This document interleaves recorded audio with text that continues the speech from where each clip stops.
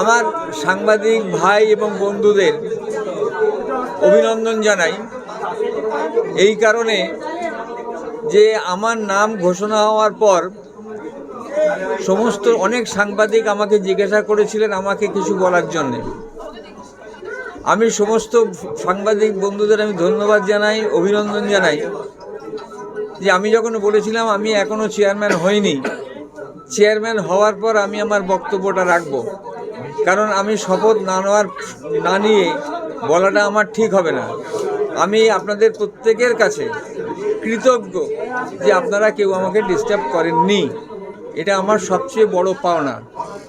এছাড়া আমি আজ বারাসাত পৌরসভার আমি রাজনীতিতে নেমেছিলাম 1968 সালে। হায়ার সেকেন্ডারি পরীক্ষা আমি 1968 সালে দেই।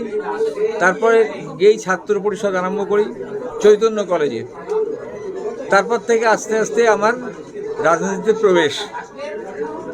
আমি স্বীকৃতি পাই 1990 সালে, যখন সবাই মিলে আমাকে বামফ্রন্টের আমলে যখন কেউ দাঁড়াতে সাহস করে না, তখন আমি বামফ্রন্টের তৎকালীন চেয়ারম্যানের এগেনস্টে দাঁড়িয়েছিলাম এবং শঙ্কর বোস ছিল তখন চেয়ারম্যান।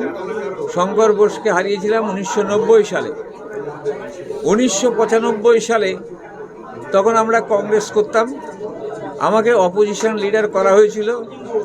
সেই সময় যারা ছিলেন তার মধ্যে এখানে তাপস দাশগুপ্ত আছে, অতনুকে দেখেছিলাম, অতনু আছে, আর খুব একটা কাউকে দেখতে পাচ্ছি না সেই সময়। তো স্বভাবতই ছানা আছে, দীপক ছিল, দীপক দাশগুপ্ত ছিল।